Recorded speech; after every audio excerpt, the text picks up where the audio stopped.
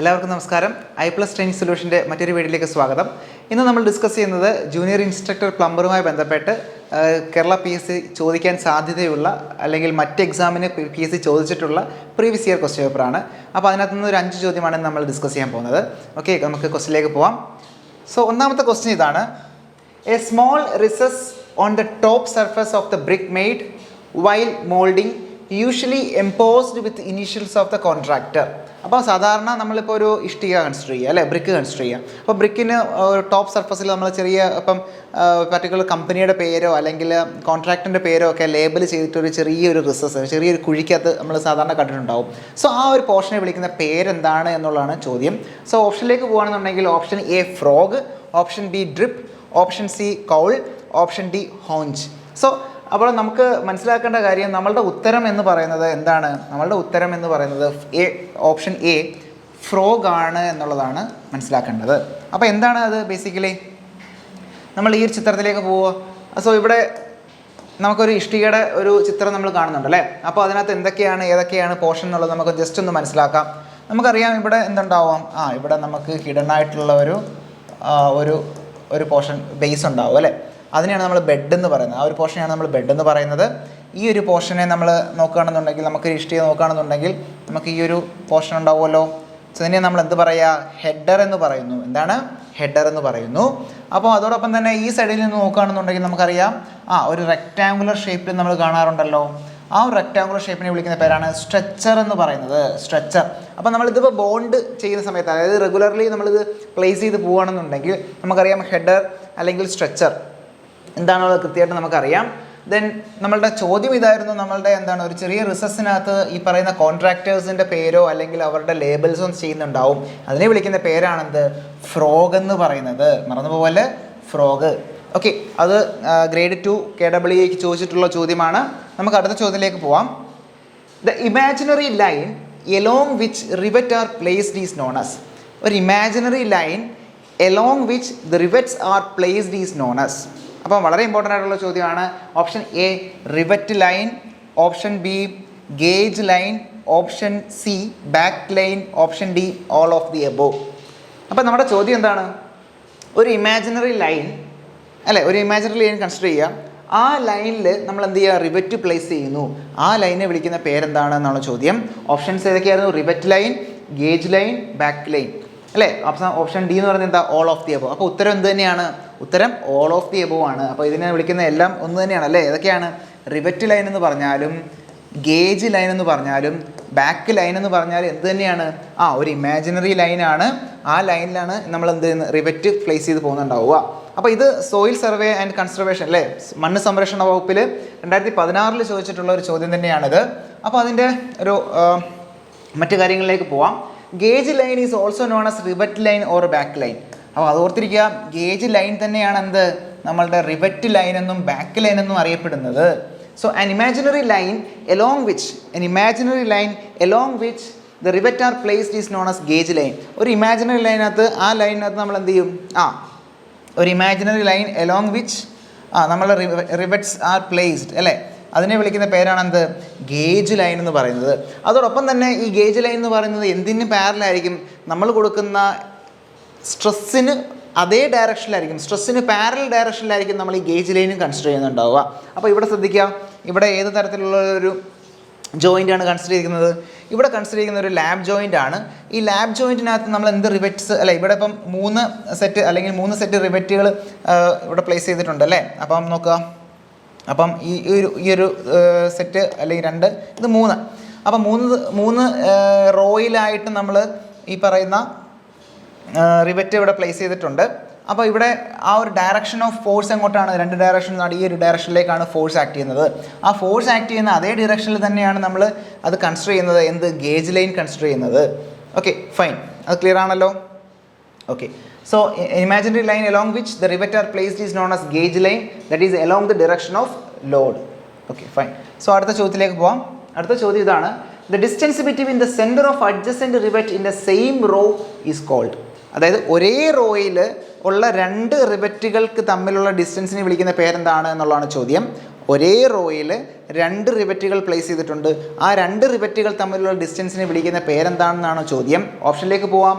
Option A pitch, option B lap, option C gauge, option D that is staggered pitch. അപ്പോൾ ഇവിടെ എന്താണ് നമുക്കറിയാം, ഇതിൻ്റെ ഉത്തരം എന്ന് പറയുന്നത് എന്താണ്? പിച്ചാണ് അല്ലേ, പിച്ച്. അപ്പോൾ എന്താണ് പിച്ച് എന്ന് പറഞ്ഞാൽ എന്താ?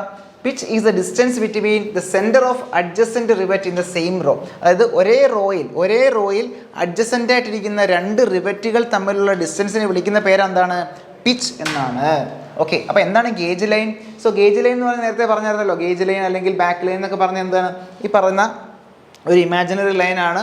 ഇമാജിനറി ലൈനിനകത്ത് നമ്മൾ എന്ത് ചെയ്യുന്നു? ഈ പറയുന്ന കൊടുക്കുന്ന ഫോഴ്സുകൾക്ക് പാരലായിട്ട് നമ്മൾ കൺസിഡർ ചെയ്യുന്ന ഒരു ലൈനാണ് എന്നുള്ളതും പറഞ്ഞിരുന്നു അല്ലേ. അവിടെ ഈ പറയുന്ന റിവറ്റുകൾ പ്ലേസ് ചെയ്യുന്നുണ്ടാവും. So it is a line of rivet which parallel to the direction of stress. Okay, സംശയമില്ല. ഗേജ് ഡിസ്റ്റൻസ് ഓർ ഗേജ് എന്ന് പറഞ്ഞാൽ എന്താ? That is a perpendicular distance between 2 adjacent gauge line is known as back pitch. അതിനെയാണ് നമ്മൾ back pitch എന്ന് പറയുന്നത്. So lap എന്ന് പറഞ്ഞാൽ എന്താ? സോ നമുക്ക് അറിയാം, ഒന്നിന് മുകളിൽ ഓവർലാപ്പ് ചെയ്ത് വെക്കുമ്പോഴാണ് ആ ഒരു ലാപ്പ് ജോയിൻറ്റ് നമുക്ക് കിട്ടുന്നുണ്ടാവുക. സോ ലാപ്പ് എന്ന് പറഞ്ഞാൽ ഡിസ്റ്റൻസ് ആണ്. എവിടെ നിന്നും?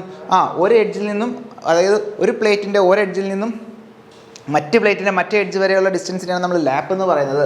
So it is a distance normal to the joint between edges of the overlapping plates in a lap joint. അപ്പോൾ അതെങ്ങനെയാണ് വരിക എന്ന് ജസ്റ്റ് മനസ്സിലാക്കാം. നമുക്ക് ഇത് ഒന്നാമത്തെ പ്ലേറ്റ് കൺസിഡർ ചെയ്യാം, ഇത് രണ്ടാമത്തെ പ്ലേറ്റ് കൺസിഡർ ചെയ്യുക. സോ ഇവിടെ നിന്നും ഇവിടെ വരെയുള്ള ഡിസ്റ്റൻസിനെയാണ് നമ്മൾ എന്ത് പറയുന്നത്? സോ ലാപ്പ് എന്ന് പറയുന്നത്. So this is the lap joint. ഇത് ഒന്നാമത്തെ പ്ലേറ്റ് ആണ്. സോ ഇത് രണ്ടാമത്തെ പ്ലേറ്റ് ആണ്. നമ്മൾ ഇതിൻ്റെ ഓവർലാപ്പ് ചെയ്ത് ഇവിടെ നമ്മൾ വെൽഡ് ചെയ്യുകയോ അല്ലെങ്കിൽ ഈ പറയുന്ന രീതിയിൽ റിവെറ്റ് കൺസിഡർ ചെയ്യുകയോ സോ എങ്ങനെ വേണമെങ്കിലും നമുക്ക് ചെയ്യാം. ഓക്കെ,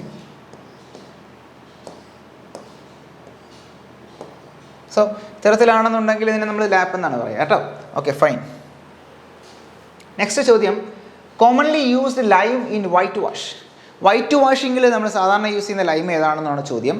ഡയറക്റ്റ് ചോദ്യമാണ്. അപ്പോൾ ഇതിൻ്റെ ഓപ്ഷൻസിലേക്ക് പോകാമെന്നുണ്ടെങ്കിൽ white lime, fat lime, quick lime, hydraulic lime. അതായത് ട്രേസർ 2016 ചോദിച്ച ചോദ്യം തന്നെയാണ്. അപ്പം commonly used lime in white വാഷിങ്ങിൽ നമ്മൾ സാധാരണ യൂസ് ചെയ്യുന്ന ലൈം ഏതാണെന്ന് ചോദ്യം.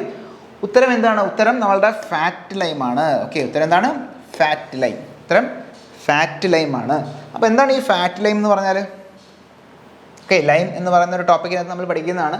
So it is also known as high calcium lime, pure lime, rich lime, white lime. അപ്പം ഇത്തരത്തിൽ ഒക്കെ അറിയപ്പെടുന്ന അതായത് ഫാറ്റ് ലൈമിനെ പറയുന്ന മറ്റ് പേരുകളാണത് ഹൈ കാൽഷ്യം ലൈം എന്നും അല്ലെങ്കിൽ പ്യുവർ ലൈം എന്നും റിച്ച് ലൈം എന്നും വൈറ്റ് ലൈം എന്നും ഒക്കെ അറിയപ്പെടുന്നത് എന്ത് തന്നെയാണ്?